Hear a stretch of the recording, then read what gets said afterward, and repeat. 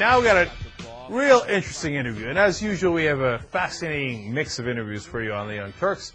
We're joined by Dick Masterson over the phone, actually. He is the purveyor of the site menarbetterthanwomen.com. Dick, welcome to the Young Turks. Hello, guys. How you doing? We're good. We're good. Look, Anna, you're looking lovely today. Can I say green is very becoming on you? I know. Thank you. Oh, throwing it right back. All right, Dick. Here's one of the problems. I am skeptical of. There's a problem already. I haven't even got into my beliefs. Yeah, well, I've read them on your website, so I'm skeptical. First of all, is Dick Masterson your real name? No, Dick Masterson is not my real name. Okay. There is, however, a Dick Masterson. He's a professional golfer. Oh, interesting. So what was your original name? No, I'm not going into that, man. I get enough death threats under my fake name. I don't want my family to go through that. Oh, really? That's why Yeah. it's like, so, all right. Is Dick your real first name? Yes, Dick is my real first name. Oh, interesting. So it's like Dick Leibowitz or something, but you went with Masterson because it sounds strong. Sounds manlier. Yes, it does. Manly to rename yourself, too. Okay. Because Dick Masterson, the minute I saw it, it sounds a little like a porno name. You thought it was a joke. Is that what you're getting at? You think it's over manly satire, kind of making a mockery, making a parody of the men's movement? Something along those lines. So let's begin that conversation. Why do you believe that men are, quote unquote, better than women? Well, I think everything in history is proof of that. The fact that very few innovations, inventions, and work, the real hard labor that's been required to get to this stage in civilization, it's all been done by men. And the fact that even suggesting that gets you kicked out of jobs. The president of Harvard suggested that maybe men are better than women at math, and he was fired for merely suggesting that with an open mind. I think the fact that suggesting it earns you these tremendous penalties is laughable. So I try to go the other way with it by suggesting not only that men are better than women, but that women can't do anything at all. All right, Dick, of course, you take it way too far, but it's funny that you brought up that example because that person you were referring to, the former president of Harvard, is Larry Summers, who is now in the Obama administration, in fact, in a terrific position as the head of the National Economic Advisors. Well, good, because you can't teach an old dog new tricks, so hopefully he's going to be applying that kind of thinking in secret behind the scenes. No, but you see, you use that as an example of discrimination against men, but in fact, men get positions throughout government, academia, over and over and over again at much higher percentages than women, so I'm not sure that discrimination against men is running rampant in that area. Now, I don't think necessarily that there is discrimination against men. What offends me more is the explanation what offends me more is that you're not allowed to say simply that there are more men there because they're better at the job, they're more willing to work hard at the job, and there's no chance of a man getting pregnant 3 years in and taking the rest of his life off. When you hire somebody, you invest in them, and it's a hazard to invest in a woman at that stage of her life. Merely suggesting that is offensive, is highly politically incorrect, and that's what really bothers me about the current state of our workforce. It's not that there is a discrimination against men, it's that the idea of suggesting the opposite will get you in big trouble. Dick Masterson, I have a question for you. Sure, go So on. are you going to tell me right now that you truly believe you are smarter, better, and more qualified than Hillary Clinton to be in any type of position in the government? Well, I think the facts say that I'm more qualified to keep her husband happy. That I will say. Okay, as far as any level of the government... Why, you want to do that? No, absolutely not. Absolutely not. Huh. As far as serve in the government, yeah, I think I would be more qualified, yes. Dick, you don't even believe that. Yeah, no, absolutely I do. I'm offended by the democratic mindset, number one. So, yeah, I would do nothing in office and do a better job of Hillary Clinton.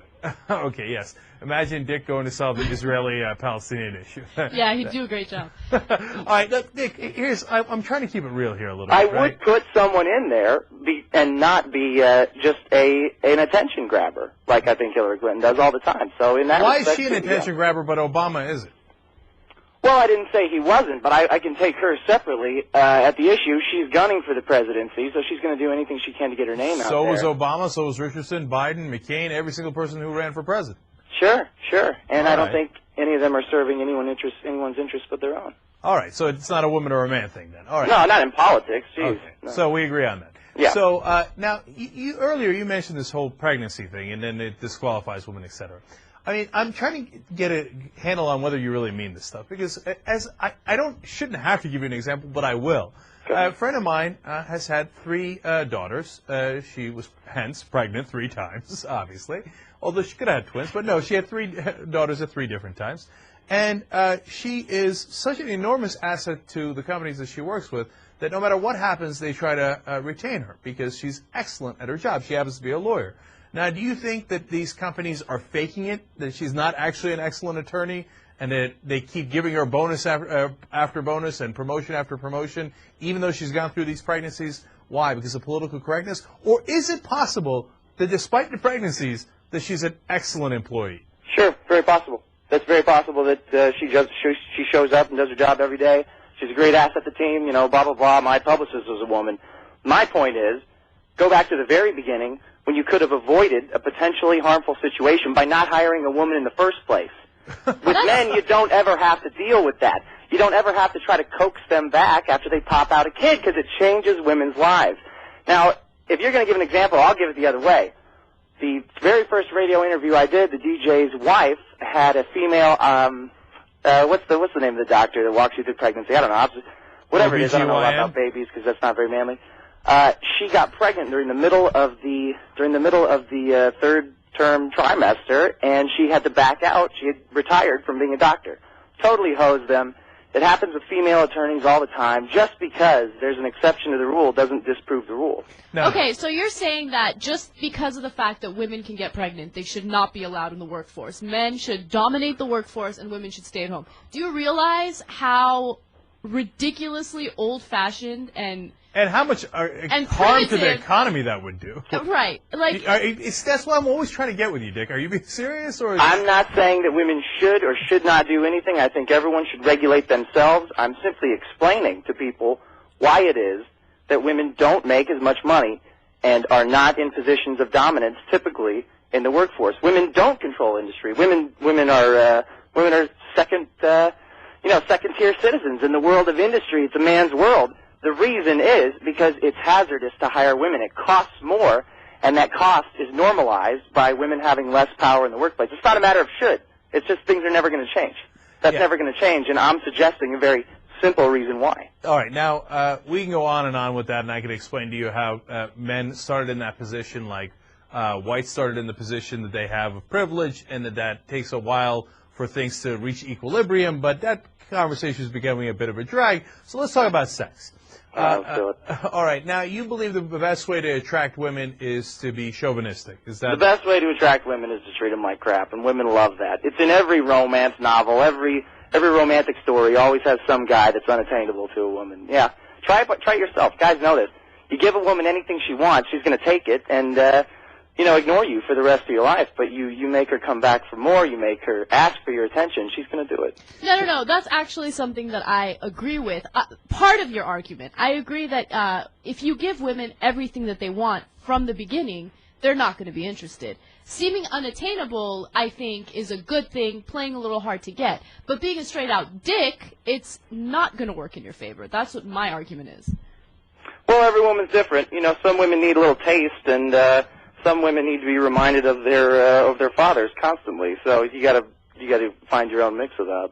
So, Dick, from time to time, do you show women your soft side and buy them dinner and? I'm not into this whole never buy a woman anything and only meet women after 10. I don't play a lot of games like that. But what I'm saying is I will lie to get what I want. I will do anything to get what I want. When it comes out of my mouth, you shouldn't necessarily treat as gospel truth. Well, I can respect that. And I encourage guys to do the same. Because let's look at like I said on Tyra, when you first approach a woman, you are full of crap. You don't care about what she's into. You don't care about what she does for work. You don't care about what she's wearing. You just want to get in her pants. So why stop there? Just keep the lie going. Well, Dick, I'm with you on that, actually. And I think you saw our segment on that. And I think men lie all the time to get laid, and that's part of, the game. And I don't have a problem with that. My question is, how long do you continue that? Is there a point where you drop your defense shields and say, okay, now forever. No, a guy is never going to act the way he does around his friends, the way he does around even his wife of 50 years. There's always going to be a front. And women do the exact same thing the other way. Women will not ever admit that a little part of them, no matter how much they're in love with the guy, a little part of them needs the financial security. Of course. And as long as it's there, there's going to be some kind of fabrication to, some kind of emotional fabrication that goes on back and forth between the two partners. Well, no, look, not every woman needs financial security, and that's not the end-all, be-all. But, look, I get lying for sex, but doesn't there come a time, and I get that you have white lies inside a relationship and you can't be as honest with your wife as you are with your buddies all the time. I get all that, right? But doesn't there come a time, Dick, when you have to have an actual loving relationship where you trust each other a little bit and stop the incessant lying? No, that's a young person's fantasy. That most long-term relationships fizzle out, somewhere in your late 30s, 40s, 50s. Very, very few of them make it the whole distance. It's just something that people cling to desperately because we've all convinced ourselves that, biologically it's important to have one person for the rest of our life. But it's a never-ending battle, and I say screw it, So, Dick, how many long-term relationships or how many real relationships have you been in other than Well, do you count ones that happened at the same time? I'm sorry, repeat that? Do you count ones that happen simultaneously? I've been in a few long-ish term relationships. I have friendships with girls that last years. Sometimes they go away. They want to do their own thing. That's fine. I don't care. I don't tell people what to do with their lives. I let them do whatever they want. But eventually they come back because none of these relationships last forever. Okay, well, is there ever going to be a point in your life where you're going to sit down and think, you know what, I want to settle down with someone. I want to have a meaningful relationship that isn't just based on, superficial things like sex? Well, I haven't found the right girl to, wow me into it. So as soon as she comes along. But how could you? You disrespect them so much. Which girl in their right mind is going to say, Dick Masterson's the one for me? Fascinated, but me just saying that is making women want to get in line to take you down. You set yourself up as the Mount Everest of, wild stallions. Women will line up to take you down because they want to put that notch on their belt. Well, there's some truth to that. By the way, Dick's website is menarbetterthanwomen.com.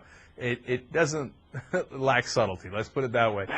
It's a humor site for men. I will say that some of my points are made with the sole intent of making men laugh, which I think that mission accomplished. But yeah. So, Dick, let me ask you about that. How do you get paid? I mean, is this a living or do you do something else? Are you a plumber on the side? No, I do a bunch of other things on the side. I write on the side, and I do some marketing on the side. Okay, so this isn't your primary, like menarbetterthanwomen.com is not your primary source of income. It started as a hobby. I think it'll always stay as a hobby. Someone needs to say these things who's not doing it for advertisements. Okay, I guess. So it is a little bit of a character for the amusement and entertainment of men where you take things up to another notch. Yeah, it's definitely for amusement. It's the sole purpose is definitely for amusement. Look, if you're getting life lessons from from an anonymous person who goes on Dr. Phil with shades, you're in trouble. But the point is, there's not entertainment out there for men, and I want to close the gap. I want to give men some man-only entertainment that they don't have to feel a little bit dirty for watching. They don't have to feel embarrassed about the things they want. They can read it and just flat out enjoy it for being men. See, that's interesting because as I was on your website, I was thinking to myself, this guy can't be that unreasonable. He can't be that crazy to think about these extreme things. And talking to you and getting, like, your real point of view kind of makes me understand you a little more. Well, watch out with that because I don't think women should vote. That's usually what throws people off that train. Okay. Well, I don't agree with you on that. I think that's absurd.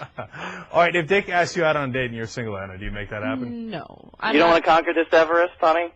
Honey, I don't like bald guys who don't take off their sunglasses. Bald? How dare you? I have a full head of hair. I also don't like mustaches. I don't like a lot of things about you, but come on, it's Dick, okay. you got to police that mustache. You have to police it. It's trimmed down a bit, but I will say that women love things that they hate. If they can find something in you they hate, they will just fixate on it and really rev themselves into a tizzy about trying to get rid of it. They love changing you.